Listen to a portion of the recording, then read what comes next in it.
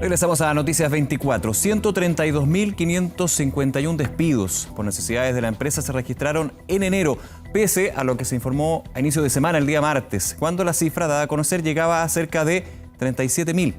La cantidad real de vinculaciones da cuenta de una fuerte alza de 180,5%, a diferencia de una baja de más de 20% que se había anunciado durante la semana. Vamos a analizar las cifras, el error también que ha señalado desde el gobierno. Para eso nos acompaña Juan Bravo, economista de Clapes UC. Juan, gracias por acompañarnos. Bienvenido. Muchas gracias por la invitación. A ver, primero que todo, con esta rectificación, con este cambio y, como dicen desde el gobierno, un error comunicacional, ¿cómo lo evalúas tú, este tema de los despidos por causal de necesidad de la empresa?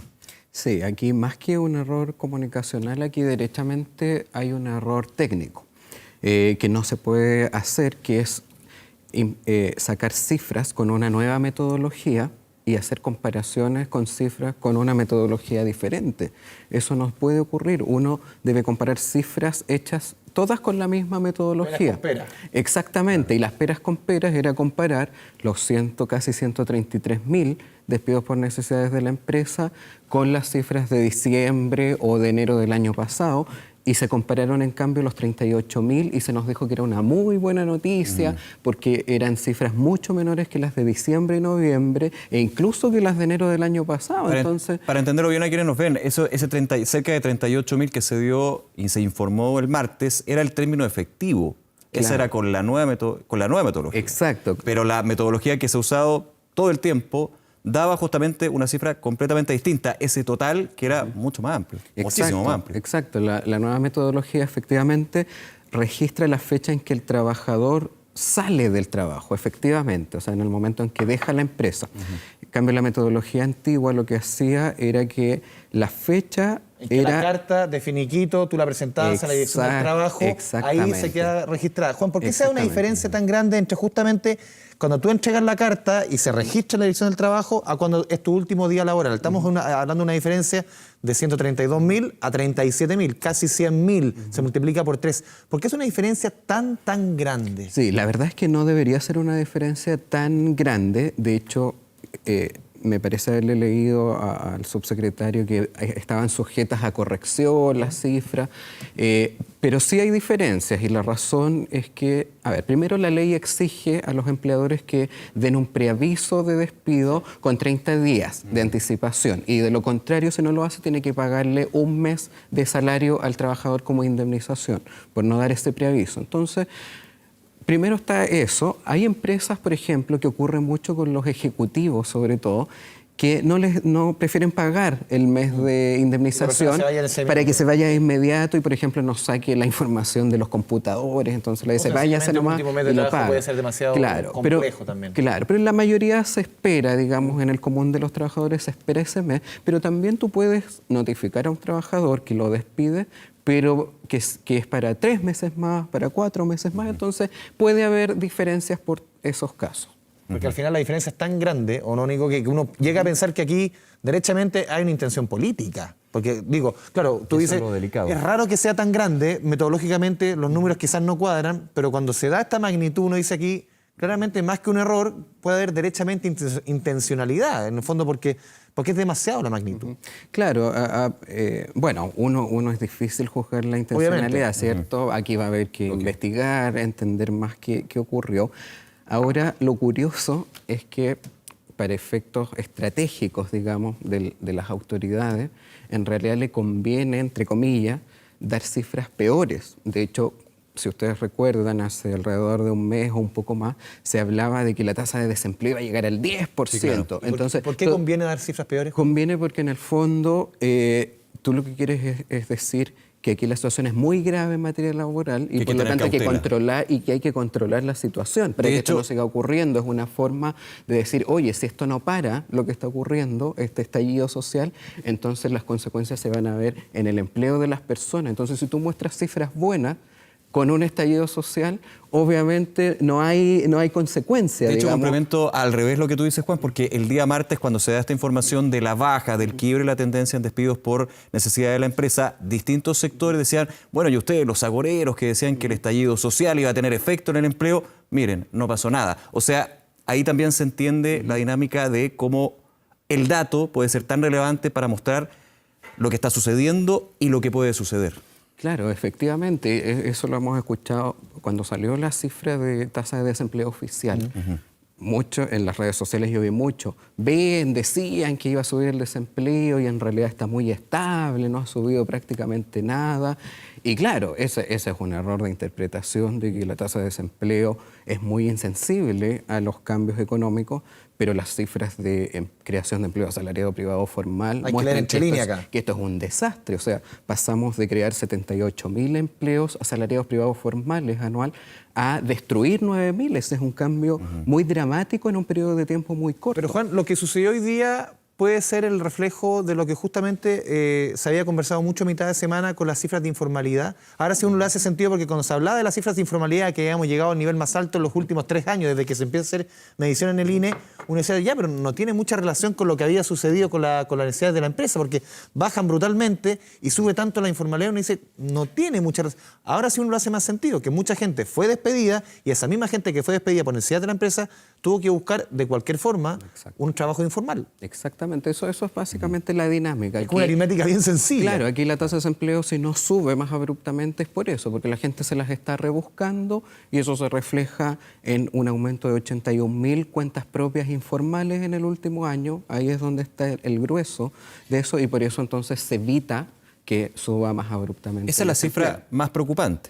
La de 81.000, la que hay que estar monitoreando constantemente. Porque es el reflejo finalmente de ese desagregado que puede mostrarte indicios del efecto económico que tiene los distintos factores que evidentemente se dice están afectando a la economía. Exactamente, esa y la destrucción de 9.000 empleos asalariados privados formales, porque el crecimiento al tipo de empleo que le afecta positivamente es a ese, al empleo asalariado privado formal. Entonces cuando se desmorona el crecimiento, es la creación de empleo asalariado privado formal la que se ve dañada y las cifras lo muestran claramente. O sea, aquí el que dice que no ha tenido impacto porque la tasa de desempleo no sube está muy equivocado porque las cifras que uno debería mirar, que es la más importante, que es esa, muestran el deterioro muy claramente. Tú desde un principio, Juan, fuiste bien reacio a que íbamos a llegar a un 10% de desempleo. Yo recuerdo tus declaraciones. Cuando habló el ministro de Hacienda, cuando habló el presidente del Banco Central, la recuerdo perfectamente para no ser generales después de la guerra. ¿Ese pronóstico fue demasiado pesimista o sencillamente las condiciones de la economía, como lo que estamos viendo ahora, la informalidad y quizás que no fue tan malo como se preveía, al final fue más resiliente la economía de lo que se esperaba? ¿Por qué no se llega a ese 10 o se cumplen los pronósticos que tú tenías desde un principio, que desde un principio fuimos un poco laraco? Sí, hubo bastante exageración porque lo que sí sabíamos es que el empleo asalariado privado formal se va a ver deteriorado y eso está ocurriendo. Y ya teníamos antecedentes previos cuando la economía se frenó muy fuertemente a partir del año 2014. Pasó lo mismo, muchos dijeron vamos a llegar a 8% de desempleo, vamos a pasar de cifras de menos del 6 al 8 y eso nunca ocurrió, tuvimos aumentos muy moderados. También por los cuentas propias. Y también por los cuentas propias, mucho subempleo, entonces todos estos formatos, ya sea con informalidad, con desempleo parcial, todo eso permitía mantener las cifras. Y ahí es justamente cuando el INE empieza a medir la informalidad, porque hace 3 años. Exactamente, obedece justamente a esto, que la tasa de desempleo es un indicador que con el paso del tiempo debiera ir cayendo más en desuso y al revés, debiera ganar terreno la creación de empleo porque esa es la que reacciona directamente al crecimiento económico. En Estados Unidos, ¿cuál es el dato más importante del mercado laboral? ¿Es la creación de empleo formal? No es la tasa de desempleo. La calculan, por supuesto, porque igual es un indicador social relevante, pero la creación de empleo es el indicador más importante y nosotros debiéramos tender también a eso. Ahora, voy a tomar la frase que decía Andrés, todos somos generales después de la batalla, y uno también reconociendo que cuando se dio el dato en martes fue bastante sorpresivo, dijo, mira, qué bueno, vienen los datos de la Dirección del Trabajo, hoy día ya sabemos era la Dirección del Trabajo, no era un estudio de un centro, no, era la Dirección del Trabajo, era la información oficial, ha pasado otras veces, pocas veces, por ejemplo, con el INE, ya hemos comentado de hecho varias veces ese tema, pero voy un poco a la cifra, está la de que entrega la Dirección del Trabajo. Está también lo que son los datos administrativos que se usan bastante de hace un tiempo, de hecho con más fuerza desde el inicio del segundo gobierno de Sebastián Piñera, que muchas veces sea ¿por qué no está usando el dato del INE de desempleo y está usando lo del seguro de cesantía, por ejemplo? Que tenían unas diferencias importantes. De aquí para adelante el tema empleo siempre lo ha sido clave, va a ser más clave aún, justamente por esta sensibilidad que se está dando, esa situación. ¿Cómo podemos ir conjugando los distintos datos? Porque nos pueden ir mostrando situaciones distintas. Tú das, por ejemplo, dos factores que son bien relevantes cuando hablamos del cuenta propia, cuando hablamos de la informalidad, cuando hablamos de la creación o destrucción de empleo, muchas veces van al desagregado de ese porcentaje que a los chilenos muchas veces le dice re poco. Sí, aquí, claro, lo primero es decir que a propósito de los registros administrativos, ningún registro administrativo sustituye a la encuesta oficial de empleo. ¿Y por qué? Porque justamente los registros administrativos nos permiten monitorear una parte del mercado laboral que tiene que ver con el empleo formal, que está muy bien, es importante, pero toda esa parte de informalidad no la puede medir. Y justamente es la encuesta de empleo la que nos permite ver toda esa otra cara del mercado laboral, que no es menor. O sea, estamos hablando que un 30% de todo el empleo es informal. O sea, son cifras considerables. Es cuenta propia para que la gente no confunda. Claro. El informal es que no tiene registro en impuestos internos, es una cosa más... Y, por ejemplo, hay asalariados informales también, que son los que no cotizan. Entonces, efectivamente, no, ahora, lo que sí es verdad es que la cuenta propia tiene mucha informalidad. Sí. Es una categoría ocupacional donde se concentra mucho la informalidad, pero no es exactamente igual. Ahora, ¿por qué es tan grave lo que ocurre hoy respecto a las cifras de despidos por necesidades de la empresa? Porque esa cifra es la primera cifra del mercado laboral que tenemos. Si ustedes se fijan, esta cifra que salió es la de enero. Y recién vamos a tener cifras del INE de enero a fines de este mes y de los registros administrativos de la Superintendencia de Pensiones recién aquí la quincena de marzo vamos a tener cifras de enero. Entonces, además, esta cifra es la más adelantada y es la primera que tenemos para monitorear la salud del mercado laboral. Es el primer termómetro. Exactamente, es el más adelantado que tenemos y por lo tanto, hoy, en este momento crucial, es mucho más sensible para la ciudadanía tener información fidedigna respecto a lo que está ocurriendo en el mercado laboral. Oye, Juan, lo último, dejemos un poquito el desempleo, revisemos lo que sucede hoy día con las cifras del IPC. Se esperaba un IPC en torno al 0,4, fue un 0,6, duro para el bolsillo. ¿Esto no se va a mantener los próximos meses? La caída de las bencinas y otros efectos, o sea, lo de enero, ¿es solamente algo, una golondrina o algo que se puede mantener?